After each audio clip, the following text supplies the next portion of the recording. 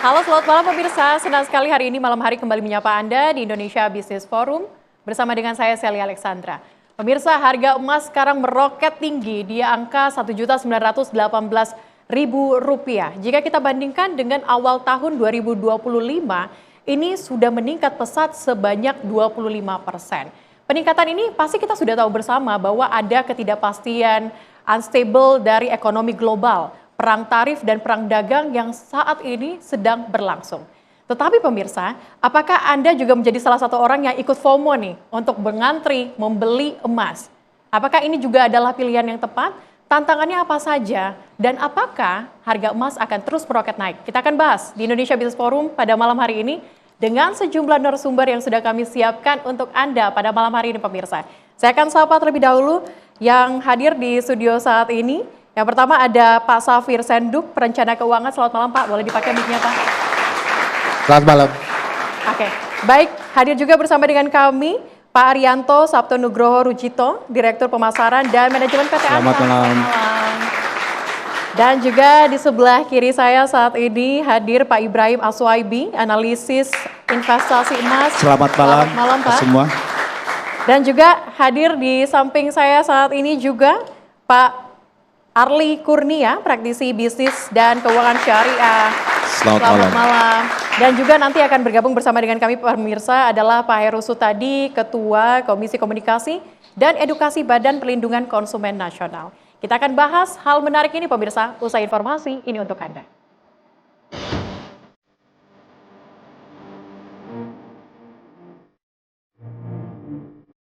Pasca libur lebaran, masyarakat berbondong-bondong mendatangi gerai penjualan logam mulia. Mulai dari galeri milik BUMN, PT Aneka Tambang, Pegadaian hingga ke pusat penjualan emas. Bahkan tak jarang mereka harus pulang dengan tangan kosong karena stok logam mulia yang dijual terbatas. Ya, buat investasi gitu. Di sini saya sih pengen belinya yang 5 gram, cuman nggak ada stoknya, udah habis. Jadi yang ada kan hanya kepingan setengah gram, 1 gram sama 2 gram. Dari jam 7 itu saya dapat antrian nomor 200. Setengah 5 kurang. Dari kemarin sih di Bekasi tapi nggak dapet. Habis terus kan, jadi kesini. Buat ini aja sih invest. Maunya sih jual 5 tapi katanya kosong. Mungkin karena harga semakin tinggi, sedangkan untuk stok barang itu menipis ataupun susah dicari. Jadi kurang lebih masyarakat juga takut harga semakin jauh lebih tinggi, jadi mulai dari sekarang sudah pada cari logam mulia ya, apalagi yang gramasi kecil sampai dengan yang besar.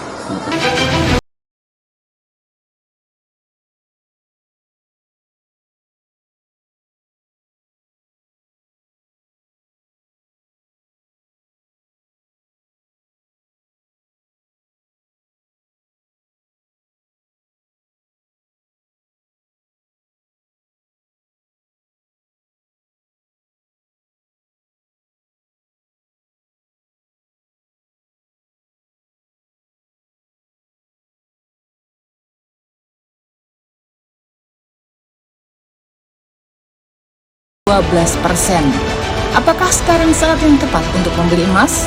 Dan bagaimana investasi emas yang aman dan menguntungkan?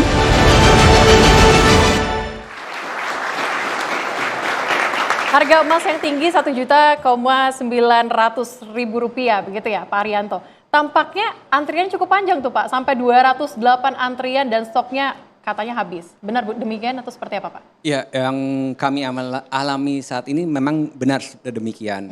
Ini memang didorong oleh peningkatan permintaan atas produk logam mulia yang sangat tinggi saat ini. Gitu. Namun jumlah produksi atau kapasitas produksi kami kan terbatas juga, sehingga supply yang kami bisa sediakan ada batasannya juga. Gitu. Jadi memang ini lebih didorong dari permintaan dari konsumen. Oke, tapi Pak Arianto, kalau terus seperti ini masyarakat banyak loh yang mau membeli emas. Apakah Antam tidak akan menambah stoknya atau seperti apa Pak? Ya.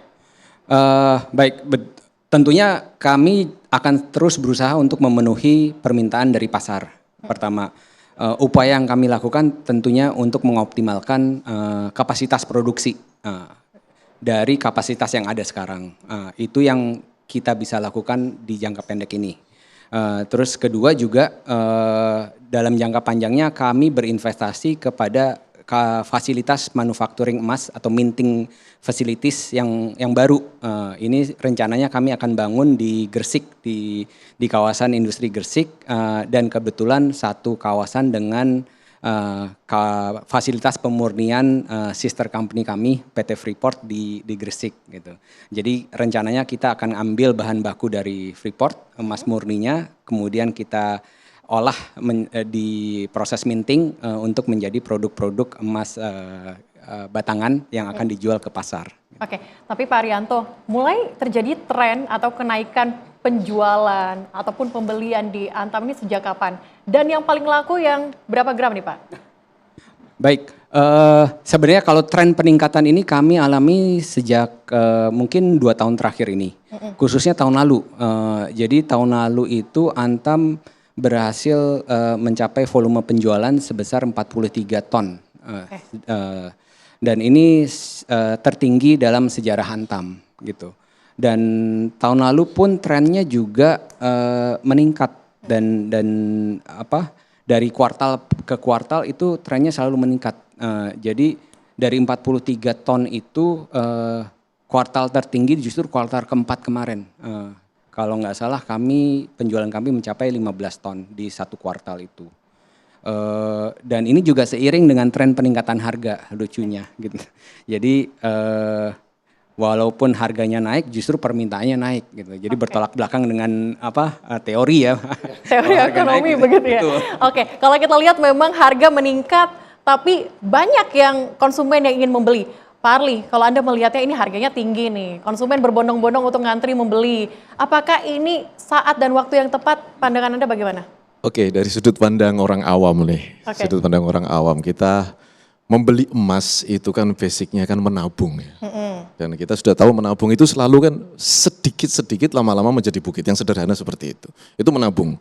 Ya, ada orang menganggap sebagai investasi atau ada orang menganggap sebagai trading. Kan kebanyakan masyarakat sekarang trading tuh. Pengennya beli rendah, nanti pada saat mahal dia jual.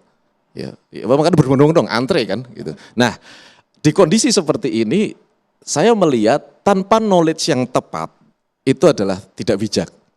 Tidak bijak. Karena zaman sekarang cari uang tidak begitu mudah ya. Jadi uangnya cuma itu aja, apalagi ada yang pakai uang panas katanya, uang panas itu uang hutang, terus kemudian dia sampai rela berinvestasi di emas, itu sangat-sangat tidak bijak kalau menurut saya. Nah, kembali lagi, kita konsepnya adalah menabung. Menabung itu selalu dengan tujuan. Tujuan yang jelas dan penting, atau tujuan yang jelas dan untung. Jelas dan penting tuh misalnya kalau ilmunya Pak Safir itu kan dana darurat itu. Saya baca bukunya soalnya. Ada dana darurat ya, dana darurat itu sekian kali dari kebutuhan kita misalnya. Itu bagus kalau kita hitung gram dan kemudian kita belikan emas.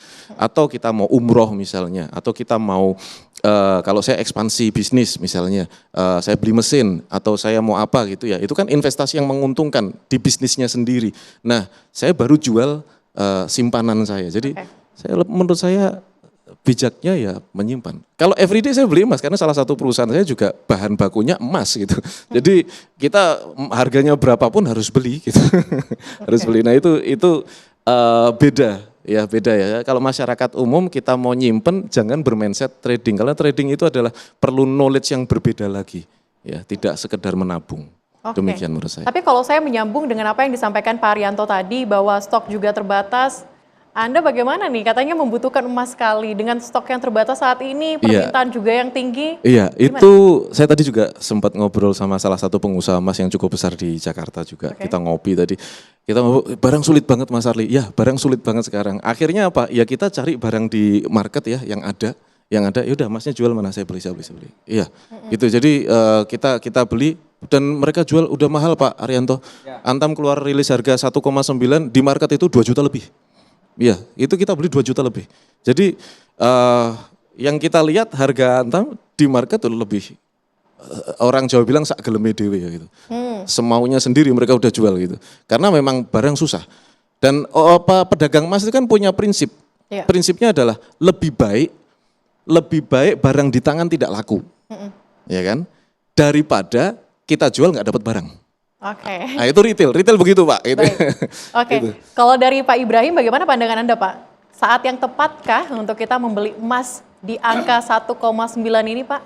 Ya, kalau saya lihat ya dalam kondisi saat ini mungkin saja masyarakat ini berbondong-bondong dalam melakukan pembelian terhadap logam mulia ini terlalu banyak mendapatkan informasi-informasi yang positif dari media massa, ya sosialisasi yang begitu kencang, sehingga apa? Sehingga masyarakat ini beralih ya yang tadinya melakukan investasi di deposito, ya kemudian di saham, mereka menarik dananya dan mereka mencari logam mulia sebagai investasinya.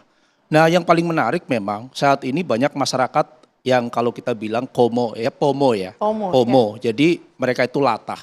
Sebenarnya ini bukan latah. Ya, karena apa? Karena kondisi ekonomi global yang saat ini terus mengalami satu perlambatan akibat konflik geopolitik, ya baik di Timur Tengah maupun di Eropa, kemudian masalah perang dagang yang kita tahu ya tadi sore ya Trump itu sudah menerapkan biaya impor kembali 245% ya terhadap Tiongkok karena Tiongkok sebelumnya menahan ya impor untuk pesawat Boeing. Nah ini juga semakin memanaskan situasi. Kemudian di minggu kemarin di hari Jumat ya data inflasi di Amerika ini pun juga mengalami penurunan dari 3% itu ke 2,5%. Sehingga apa? Sehingga dalam pertemuan di bulan ini Bank Sentral Amerika kemungkinan besar ini akan menurunkan suku bunga bukan lagi 3 kali dalam 1 tahun, bisa saja lebih dari 3 kali. Ada orang yang mengatakan bisa saja 1% lebih dalam menurunkan suku bunga dan itu pun juga diaminin oleh Kashkari, salah satu pejabat Bank Sentral Amerika. Dia mengatakan bahwa ini sudah saatnya Bank Sentral menurunkan suku bunga guna apa? Guna untuk mengimbangi perang dagang. Karena kalau saya lihat bahwa perang dagang ini yang menjadi ini bukan pemerintah, bukan negara, tapi adalah pengusaha ya yang dikenakan oleh biaya tarif tersebut. Nah sehingga apa? Sehingga disitulah masyarakat itu tahu bahwa kondisi saat ini sedang tidak baik-baik saja. Lagi-lagi kita lihat Presiden Prabowo Subianto sebagai kepala pemerintahan dan kepala negara selalu mengatakan bahwa ekonomi kita sedang tidak baik-baik saja.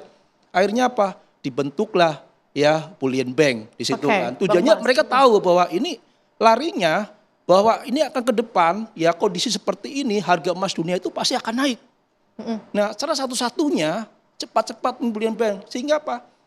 Setelah Lebaran yang kebiasaan masyarakat Indonesia ini setelah Lebaran itu menjual emasnya. Ini berbanding Ya kan? terbalik Kemudian begitu ya? menggadekan emasnya. Tapi sekarang berbalik.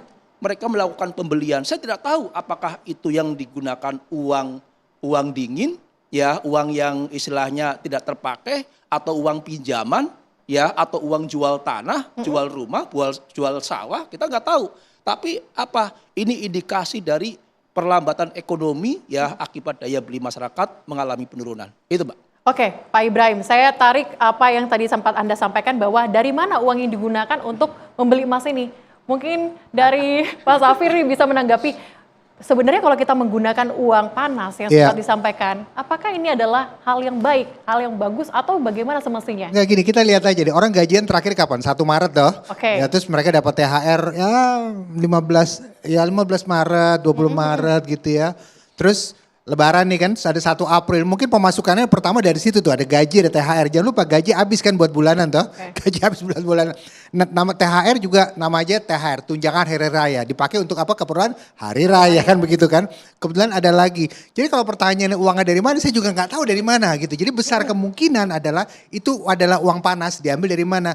Diambil dari kebutuhan mungkin gaji 1 Aprilnya mungkin belum dia keluarkan semua untuk bayar-bayar pengeluaran. Bisa jadi diambil dari situ. Memang ada orang ngambil uangnya dari tabungan di bank kemudian dia pindahkan untuk beli emas. Tapi tabungan di bank itu mungkin untuk cadangan dia selama 1, 2, 3 bulan ke depan. Dan benar tadi daya beli kita lagi turun.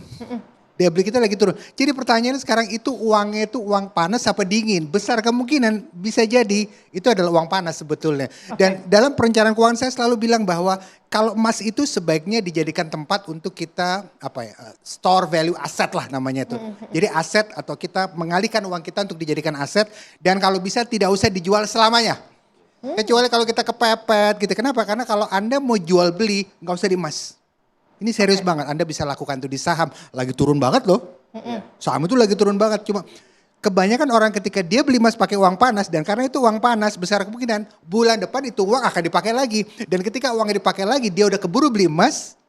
Emasnya akan dijual dan dia hanya bisa berdoa. Mudah-mudahan pas saya jual nanti harga udah lebih tinggi lagi. Tapi kita nggak tahu. Tapi tidak profit, tidak cuan seperti yang memang diharapkan. Iya, apalagi tadi ada yang bilang dia cuma beli 5 gram misalnya seperti itu. Dia ngantri nomor 200 misalnya. Jadi besar kemungkinan mungkin ini bisa terjadi ya analisa saya apalagi dengan deflasi seperti sekarang itu pakai uang panas. Oke, artinya ini bisa jadi cuman FOMO begitu ya maksud Anda? Bisa jadi seperti itu. Kemudian yang kedua lah kan kita gitu kan, tetangga kita punya mobil baru kita beli juga. Tetangga kita ngantri, aduh jangan sampai ketinggalan lah seperti itu. Oke, nanti kita dalami lagi Pak Safir. Kita juga akan dalami apakah harga emas akan terus melonjak naik. Usai jeda berikut tetap bersama kami.